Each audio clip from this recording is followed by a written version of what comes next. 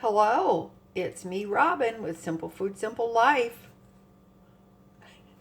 Thanks for joining me today in this little kitchen of mine. What have I got here? I've got a pound of bacon. Bacon. It's awesome. This is actually from Aldi. And I think you've seen this in some of my grocery hauls. But today, I'm going to show you how I've started cooking this bacon. Since I have reduced carbohydrates I consume, I cook this bacon all at once so that I can keep it in a container in the refrigerator and I can have it anytime that I want to and as a side with my meals, etc. So I'm going to show you how I cook this. Now, I didn't come up with this, but I really kind of do it my way. So I will show you how I do it, and I think that it might be something that you could use in the future. What I have here is my kettle, and I'm going to cook the bacon in this kettle. Okay? So I've opened the bacon, and all I do, I just cut it in half, basically. I can also do this if the package of bacon is frozen. I happen to have taken this out yesterday, and that's it. So I'm going to turn the heat on under my kettle, and I'm going to put this bacon in there. Now, put that piece in, and that piece in, and that's basically it. So I'm going to bring this to heat, and then I'll show you how I handle the bacon, how I continue to cook the bacon in bulk. You can do this with, this is 1 pound, but you can do it with more if you so choose. I have this on moderately high, and basically the first step is I just bring it to heat, and then I separate out the slices of bacon, which is very easy to do because once the heat hits the fat in the bacon, bacon is basically fat. So I just separate out the slices. Not a big deal. And you just mess with it a little bit. That's our nature, you know. We start cooking food, we can't help but mess with it even when we're not supposed to. Does that make sense? So that's all I'm going to do. I'm just going to separate it out bit by bit. I'm not looking, at this point, I'm not looking for it to be crispy at all. I just want to separate the slices. All right, I'll continue to do that, and then I will show you the next thing. I want to show you this because if it helps you, you can use a fork, which I do, to separate out those pieces. See, they're doing just fine.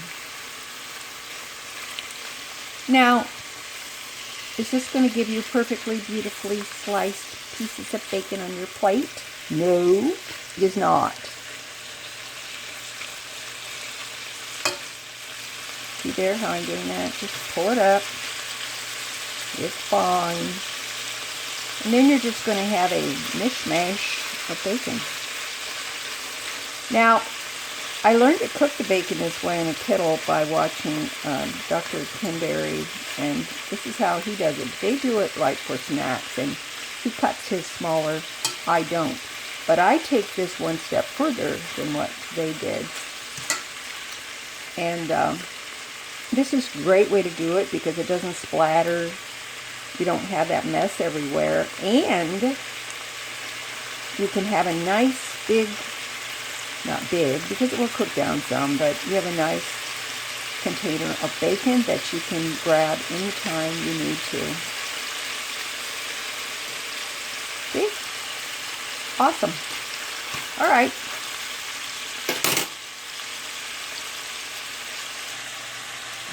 Okay, you see now that I have that, this is what I'm going to do. I've got my pitcher of filtered water here. So I'm gonna cover this with water. I know, isn't it crazy? She's just a crazy woman. And then I'm gonna jack that heat up a little bit because my water's very cold. And I'm gonna bring this up to a nice simmer, and we're just gonna cook it and let the water evaporate. Okay, you see what that looks like? It's boiling away. See there? The pieces are separated very nicely, and I'm just going to let it cook until the water evaporates, and then I'll show you what that's going to look like. Alright, you see there?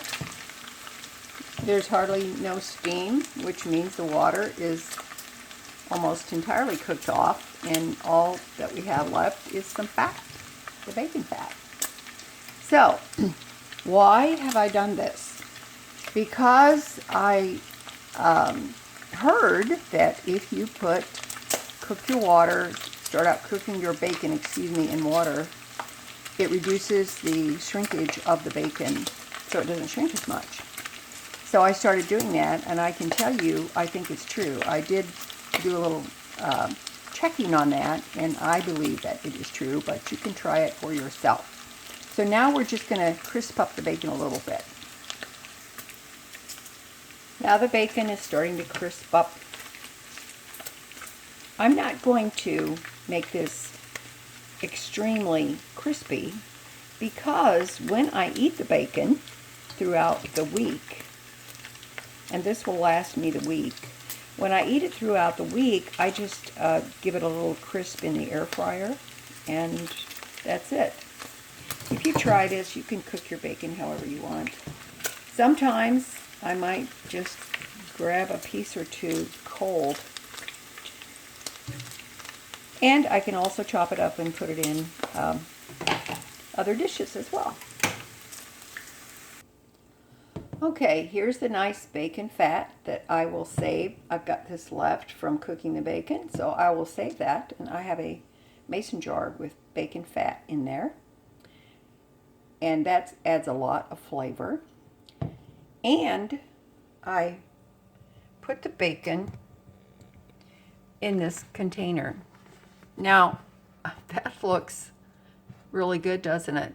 It's not all shrunken up and like in bits and pieces. So look and see how this is. See? Very nice. Very nice. Now, the reason I put the paper towel in here was not necessarily to absorb the fat, because I don't care about that. I put it in there because this bacon is scalding hot, and I did not want to put that hot bacon against the plastic. Not because I'm worried about the plastic. I just don't want the plastic melting into my food. So I do have that in there. Now, if you have a good glass container of some kind with a tight lid, you can use that as well. And nothing ever gets cooked in this container, by the way. So that's it. That's how I have started cooking my bacon. This will last me for the week, and it's absolutely delicious. Now, just so you know, I'm still eating my 2 meals a day. However, my first meal, and that's usually with at least an 18-hour fast, sometimes more, it depends on if I'm busy. My first meal, I've decided that's going to be a carnivore meal, and I've been doing that for about 2 weeks. So no carbohydrates whatsoever in that meal. And I might have some eggs, some bacon, some cheese, maybe boiled eggs and bacon, and always bacon on the side, and some cheese, some maybe a burger patty, whatever. But that will satiate me until about 5 o'clock in the afternoon, and even then I'm not ravenous. I'm not overly hungry. And since I'm limiting my carbohydrates to 20 grams, according to Dr. Weston's book, End Your Carb Confusion, then I will have some carbohydrates at that time not potatoes or pasta or anything like that, or bread, but I will have, you know, a salad or maybe some broccoli, some cauliflower. You know, I've shown you things that I've been eating, some maybe tomatoes, little cherry tomatoes, etc., cucumbers. So, and that suffices me until my next meal, which is 18 or more hours until the next day. So I did just want to show you that. It's very delicious. And this bacon is currently $3.99 at Aldi's for this 1 pound. And to last me for the week, I think that's actually pretty cheap. Okay. Okay. I think it's very economical. Okay. That's it for me today. I love you guys. You know I do. I just felt like I wanted to share this with you. And maybe this is something that you could do for yourself, especially if you're trying to cut those carbohydrates, or if not, maybe just for the convenience of it. Isn't it awesome? Look how beautiful that is. I'm loving it, loving it, loving it. All right. I love you guys too. As always, you know that little is much when God is in it. Okay? All right. Hopefully, I will see you on Wednesday, and I will show you what I was able to shop for at the grocery store to buy some food. So come back and see me, and I'll be happy to talk to you in the comments. All right. Love ya. Bye-bye.